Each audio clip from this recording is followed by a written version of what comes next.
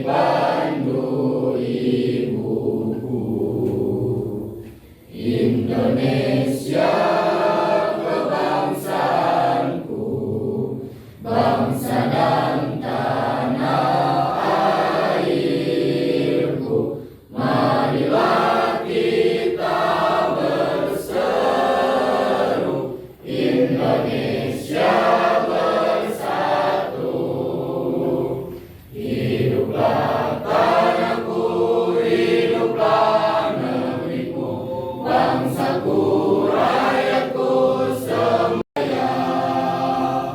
Indonesia Raya, merdeka, merdeka, tanahku, negeriku yang ku cinta. Indonesia Raya, merdeka, merdeka, hiduplah Indonesia Raya.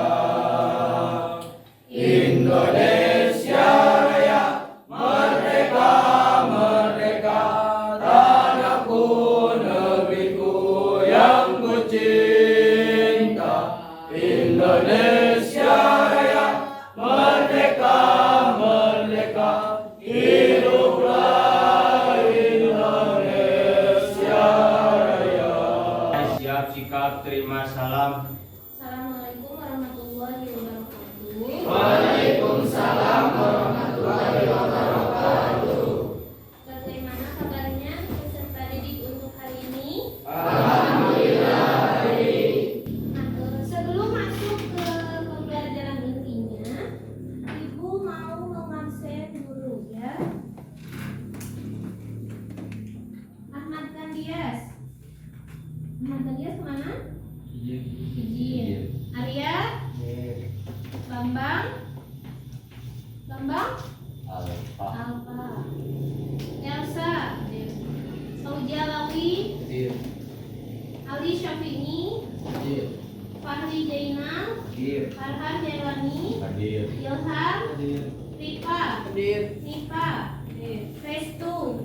Rina Nuraini. Risma. Wafa.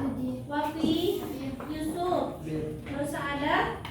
Dulu tujuan pembelajaran pada bab yang pertama, yaitu peserta didik mampu menjelaskan latar belakang turunnya wahyu pertama. Mengapa Ibu tadi meminta kalian untuk membacakan surat Al-Alaq yang berjumlah berapa ayat? 1 sampai 5.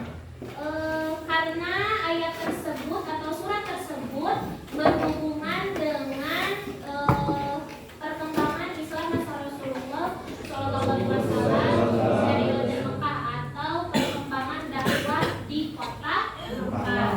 Lalu tujuan pembelajaran selanjutnya yaitu peserta didik mampu mendeskripsikan dakwah Rasulullah secara sembunyi atau bisa kalian catat untuk nanti dijawab di akhir pembelajaran.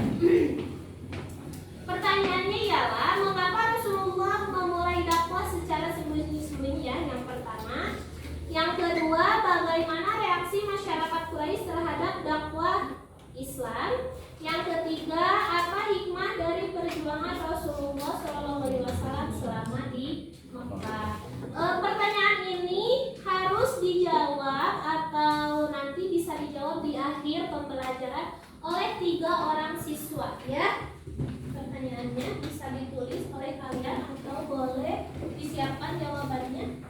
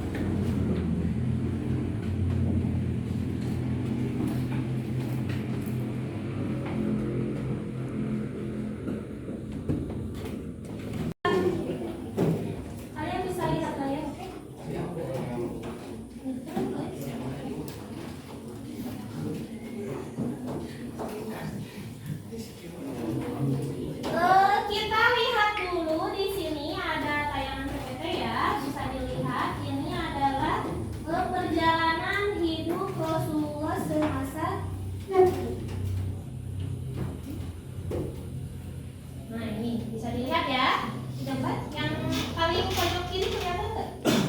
Ya, bisa dilihat. Pembersihan hati Rasulullah oleh dua malaikat utusan Allah, terus wafatnya bisa kalian baca sendiri. Terus beliau adalah seorang pedagang juga. Nih di sini dijelaskan. Rasulullah menikah dengan Khadijah karena beliau bertemu dengan Khadijah. Memiliki anak yang ketiga siapa? Bisa dilihat ya perjalanan hidupnya Rasulullah. Kita lanjut saja ya. Di manakah Arab itu? Ada yang bisa jawab? Di Saudi. Benar, di Saudi. Arab itu Mekah.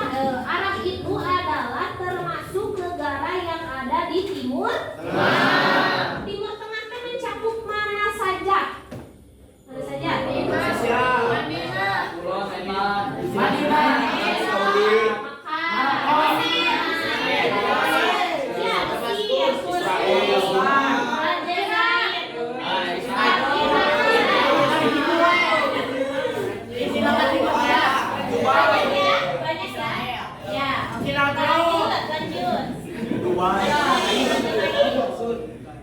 Lanjut lagi.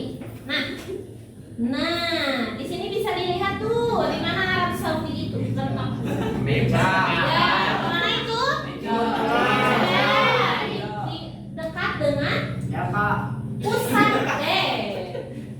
pusatnya ibadah umat Muslim sedunia ada di kota Mekah. Siapa yang mau ke Mekah?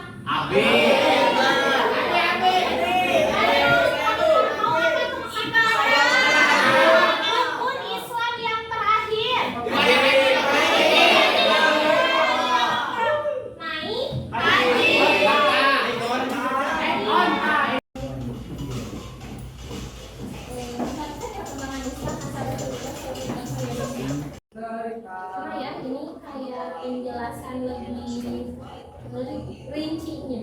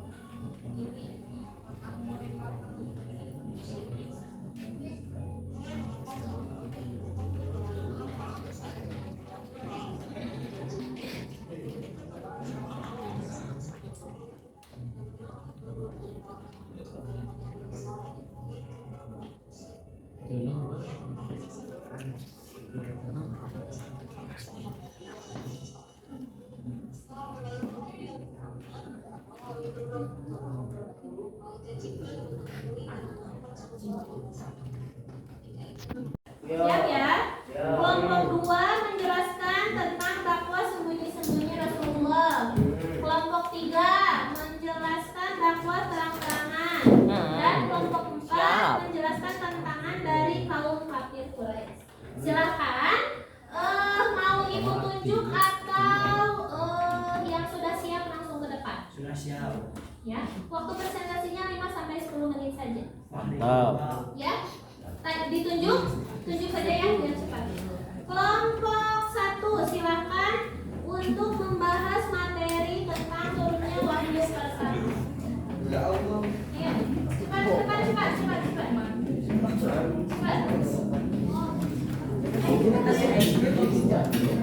ya, itu.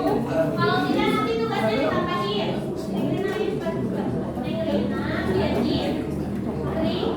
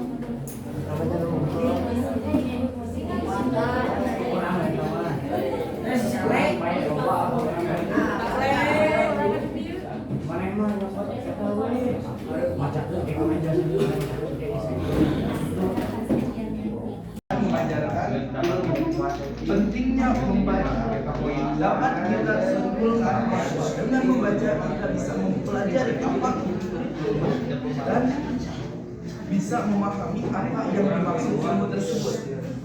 Disimak ya, disimak. Terus dapat mencontohkan semangat mencari kebenaran seperti Rasulullah SAW. Terus yang terakhir poin dari implikasi bagi umat Islam ialah menjaga ketakwaan dan menjadikan Al-Quran sebagai pedoman hidup. Dapat kita simpulkan dari berbagai poin-poin turunnya wahyu pertama kepada Nabi Muhammad SAW. Yang pertama adalah latar belakang dari turunnya wahyu pertama. Terus yang kedua peristiwa turunnya wahyu pertama. Adalah Nabi ketika mengajak orang-orang jahiliyah di kota Mekah, Nabi tidak melakukan kekerasan fisik ataupun secara lisan dengan kata-kata yang kasar. Tapi beliau mengajak atau menyeru umat pada saat itu dengan kelemah lembutan. Lalu Nabi juga mengajarkan kepada kita bahwasanya dalam melakukan satu hal kita tidak tidak dianjurkan untuk menyerah, tapi kita selalu semangat untuk melakukan hal tersebut, sehingga pada saat ini Islam sudah menyebar tidak hanya di kota Mekah, tapi sudah menyebar ke seluruh penjuru dunia lainnya. Ya, sampai sini ada yang mau ditanyakan terlebih dahulu? Tidak. Ya. Jadi kita masuk ke coba siapa yang bisa menjawab pertanyaan poin pertama? Silahkan acungkan tangannya. Ainun, kenapa Rasulullah SAW melakukan dakwah secara sembunyi-sembunyi? Untuk menghindari gejolak kaum Quraisy yang sangat fanatik, terkenal dengan kepercayaan jahiliyah. Iya, terima kasih Ainun, kamu mendapatkan nilai 100.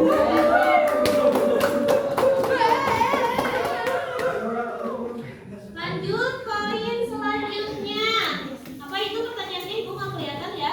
Bagaimana reaksi masyarakat Quraisy terhadap dakwah Islam? Acungkan tangannya. Ali Syafini.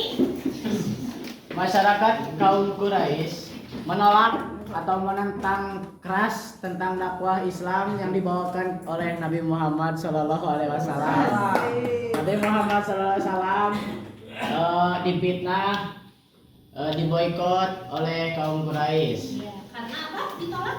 Karena mereka menganggap dakwah Islam yang dibawakan oleh Nabi Muhammad SAW adalah ajaran sesat.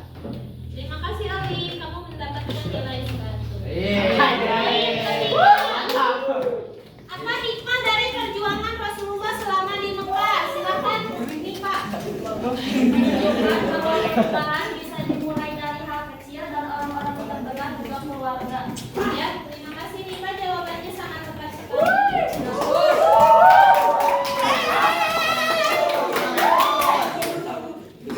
Sebelum berdoa, Ibu ada refleksi untuk kalian bahwasanya keteguhan dan kesabaran dalam menghadapi ujian itu sangat penting diterapkan dalam setiap masing-masing pribadi ya. Materi ini mengajarkan bahwa perjuangan menegakkan kebenaran itu tidaklah mudah. Rasulullah menghadapi berbagai bentuk penolakan, penghinaan dan ancaman dari kaum kafir Quraisy. Namun beliau tetap sabar, teguh dengan pendiriannya untuk menyebarkan agama Islam. Tidak membalas kekerasan dengan kekerasan dan teguh menyampaikan risalah Islam dengan akhlak yang Mulia. Belajar bahwa dalam kehidupan terutama saat menghadapi cobaan atau saat berada di jalan kebaikan, kita harus meneladani keteguhan hati seperti Nabi Muhammad. Jangan mudah menyerah apalagi putus Asa. Setiap ujian adalah proses pendewasaan menuju Kesuksesan. keberhasilan dan kesuksesan. Asalkan kita hadapi dengan niat yang lurus dan usaha yang Sungguh. Silakan ke doa tutupnya dipimpin lagi oleh ketua kelasnya. Silakan. Duduk yang rapi. Siap. Sebelum kita pulang, mari kita berdoa. Berdoa dimulai.